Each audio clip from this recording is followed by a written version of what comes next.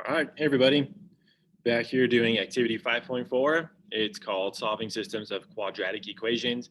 And I got this out of your textbooks. We are on page M1-87. So a system is just going to be two or more equations that are all plotted on the same coordinate plane. So we are going to try to solve this system, and how we're going to do that is by setting the expressions equal to each other. So we know that x squared plus 3x minus 5 is equal to y, and we know that y is also equal to negative x squared plus 10x minus 1. Since they're both equal to y, that would mean that they are equal to each other. So I'm going to rewrite this as x squared plus 3x minus 5, x squared plus 3x minus 5 equal to negative x squared plus 10x minus 1. All right, and so for part B, solve the resulting equation for x. Before I start to solve it, I'm actually going to do something to this. I know that they're equal to each other, but I also know that in order to solve a quadratic equation, I need to have the equation set equal to 0. So what I'll do is cancel out all this stuff on the right-hand side. So I'm going to add x squared, which means I have to add an x squared on the other side of my equal sign, because you know algebra. The 10x's I'll have to get rid of by subtracting 10x's. And this one, I can add 1 to it to cancel it out. So again, I'm just canceling out everything on this side of my equation. And I'm going to combine it with its like term on this side. So there's a reason why I put the x squared, the 10x, and the 1 in those spots. All right, so here's my equation that I'm going to eventually end up solving. X squared plus x squared to give me 2x squared. 3x minus 10x is going to give me negative 7x. And then negative 5 plus 1 will give me negative 4. And again, it's all equal to 0. So now that I have an equation, I can work on solving it. The two methods that I recommend are either the quadratic formula, because it always works, even though it's kind of a long process, or you can also use the factoring method. We can also try to factor this. So just to make this go a tad bit quicker, maybe I'll try to factor it. Again, I think I said the rule there is like if you can't find factors within about 15 seconds, then just move on and do the quadratic formula. All right, so I'm going to do some factoring. Since a is not equal to 1, I'll have to do the AC method. So I'm finding factors of negative 8 that add up to negative 7. And it looks like I have something that will work. I could do negative 8 times positive 1. So since I found some factors that work, negative 8 times 1 to give me negative 8, negative 8 plus 1 to give me negative 7, I can rewrite this, factor by grouping, and eventually solve. So I will rewrite this equation, expanding that b term. So 2x squared minus 8x plus 1x minus 4 is equal to 0. And again, we rewrote this to expand the middle term. That way I can make two groups in my equation. So I'll group up these first two terms and these second two terms. Now, the greatest common factor within this first group is 2x. By factoring out a 2x, what's going to be left is x minus 4. Remember, you can always check your work pretty easily. 2x times x is going to give me 2x squared. 2x times negative 4 to give me negative 8x. Now on this one, not a lot to take out, to factor out, because the greatest common factor is just 1. But we still want to pull that out. So plus 1, and then what's going to be left is x minus 4. Hey, that's also another easy way to check your work. Whatever you have in parentheses here need to be exactly the same, so that way we can rewrite this. I'm going to have 2x plus 1. I have 2x, and I have a positive 1, and they're both being multiplied by x minus 4. So that is just a different way of rewriting this. Okay, so now that I have my factors, I would just set each factor equal to 0 and solve. So 2x plus 1 equals 0, and then x minus 4 equals 0. So I subtract 1 there, subtract 1 there. 2x equals negative 1, or x equals negative 1/2. On this side, all I have to do is add 4 and add 4. So x is equal to 4. Those are my two solutions to that quadratic equation. All right, so calculate the corresponding values for y. So what that means is plug in your solutions to the original equations up here. So on my first one, I had y equals x squared plus 3x minus 5. So y equals then, if I plug in the value from my first solution, y equals negative 1/2 squared plus 3 times negative 1/2 minus 5. So that will give me, I'm just going to do it all in one step here on my calculator. That is going to give me, so I have negative 1/2 squared plus 3 times negative 1/2 minus 5. So that's going to be negative 6.25. Negative 6.25. All right. Now in our other equation, let's plug in x equals 4. Y equals, actually let's do the other solution first. Y equals, so I'm going back to this equation. Y equals, maybe I should just write it down again so we're not getting confused. Y equals x squared plus 3x minus 5. So y equals, now my other solution was 4. So 4 squared plus 3 times 4 minus 5. Y equals on, or for this solution, when I plug in 4, what is this function spitting out? Y equals, so I have 4 squared, not me to put that up there, 4 squared plus 3 times 4 minus 5. All right, so that's giving me 23. Fantastic. Okay, so now that we plugged in each solution into our first equation, let's plug in these two solutions to the second equation up here. Since I kind of ran out of room down there, I'll do it up here. So I'm doing y equals negative 1/2 squared plus 10 times negative 1/2 minus 1. All right, so let's evaluate this thing. I've got negative, and then in parentheses, negative 1/2 squared plus 3 times negative 1/2. And then I've got minus 5 off to the end here. No, I'm not doing that equation. What am I thinking? I'm on equation number 2. I'm so sorry. So I got plus 10 right here. Awesome. Minus 1. Okay, and I get negative 6.25. Interesting, huh? Y equals negative 6.25. All right, now let's plug it in one more time. So I'm, again, working with this equation, but instead of plugging in negative 1/2, I'm going to be plugging in the 4. So y equals negative 4 squared plus 10 times 4 minus 1. All right, so y equals on this one, negative 4 squared plus 10 times 4, and then minus 1. And I get 23. All right, so we've got 2 points here. We've got x equals negative 1/2.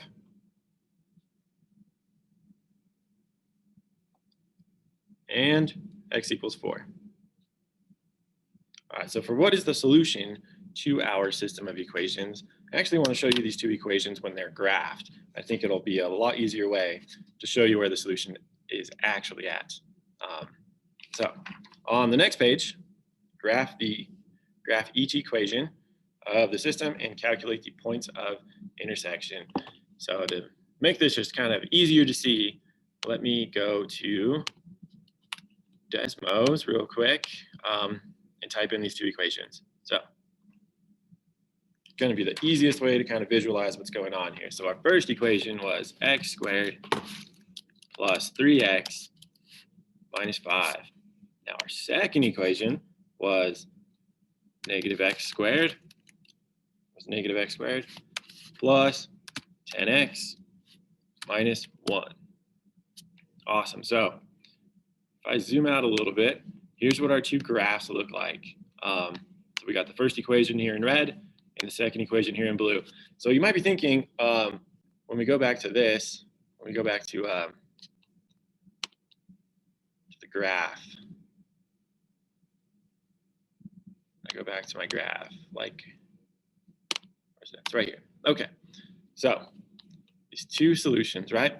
You know, whenever we were setting things equal to 0, you were thinking, well, if I plugged in x, maybe it's going to spit out a 0 for the y value. Remember, we set them equal to each other, and we're plugging them back into their original equations. So for our solutions, they're not just going to be the x coordinates, the x values. They are going to be the points of intersection. So the solution to a system, maybe just an important note here, they are not zeros. They're not the zeros. They are the points of, intersection. Okay, so whenever I plugged in -1/2, I got -6.25. When I plugged in 4, I got y equals 23. Okay, now, even when I did that up here, I plugged in -1/2, I got -6.25. When I plugged in 4, on the second equation, I got 23.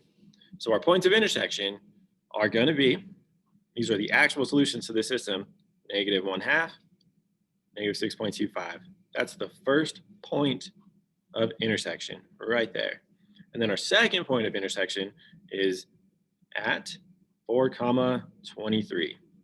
Those are where these two parabolas are going to be intersecting. So again, let's go back to our graph, and we can kind of sketch what's going on. So I guess I should have waited until, point F, but it's okay. We had 2 points that we calculated. Here's the first point of intersection, and again, that was at 423.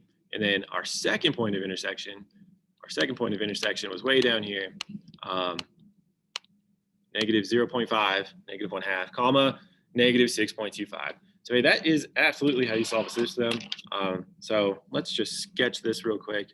It is not going to be pretty, but I just want to make it clear. If you have a parabola like this, and then our other parabola was going like this, and it just goes down forever. So here was our first point of intersection. This is where this first point of intersection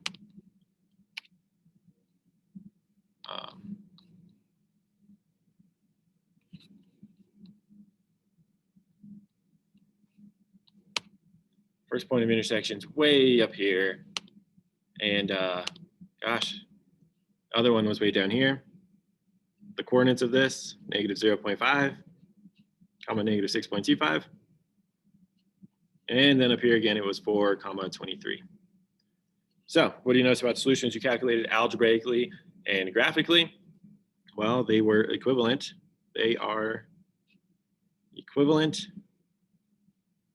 They're equivalent, and they are both points. They were actual points of intersection, right? So we're not just stopping at the solutions in terms of like what is x equal to. For these systems of equations, they are actual points. And then for number 2, think about the graphs of two quadratic equations, describe the different ways in which the two graphs can intersect, and provide a sketch of each case. All right, so we've already seen one. We have a parabola that goes like, concave down, another parabola that's maybe concave up, like this. So possibly, I should probably be like actually showing you this, possibly, since this one's like going to be more narrow, it keeps going down, this one's going to keep going down. I see one solution right there.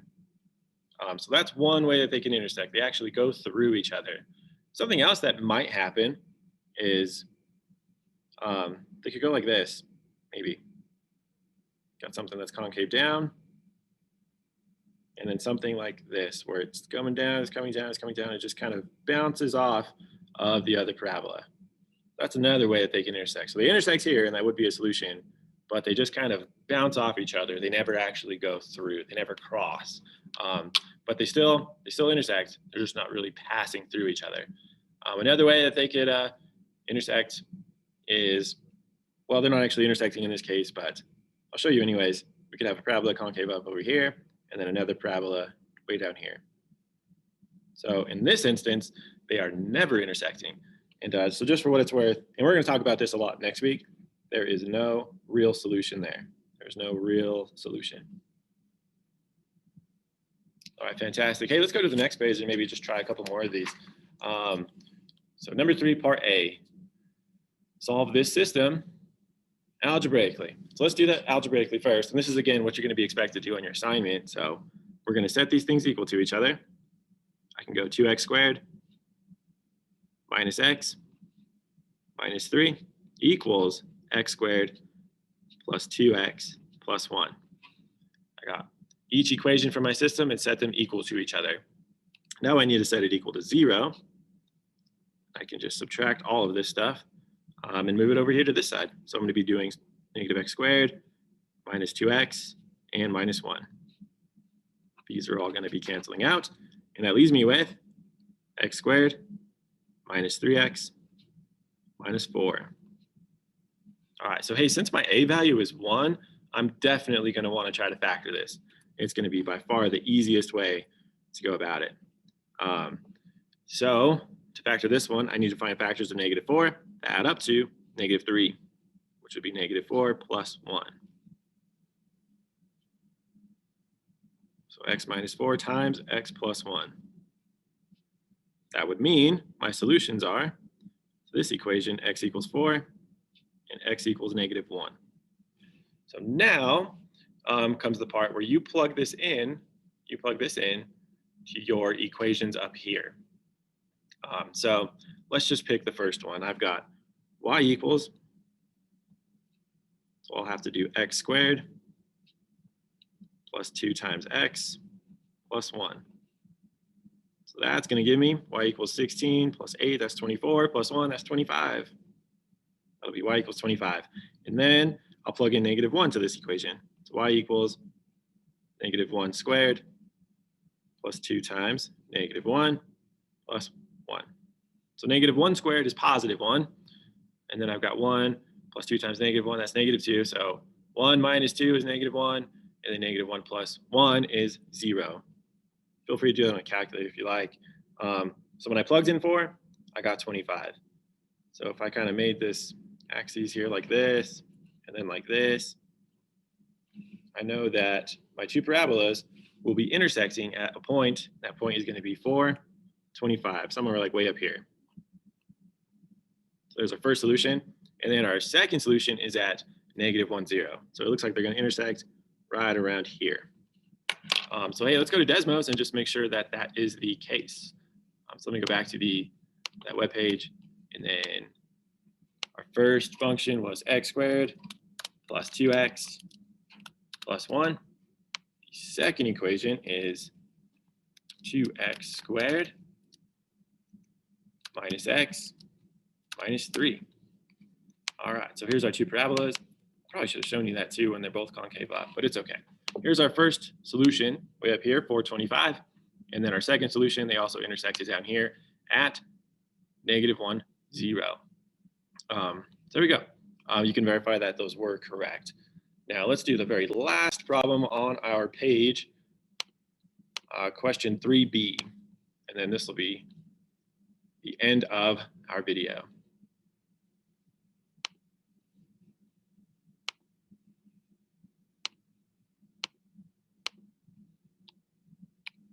Having all kinds of trouble trying to switch through these things that I'm sharing. All right, so 3B. Here's kind of the interesting scenario. So we've got 2x squared minus 7x plus 6 equal to negative 2x squared plus 5x minus 3. Okay, so again, just moving everything over, add 2x squared minus 5x, add 3.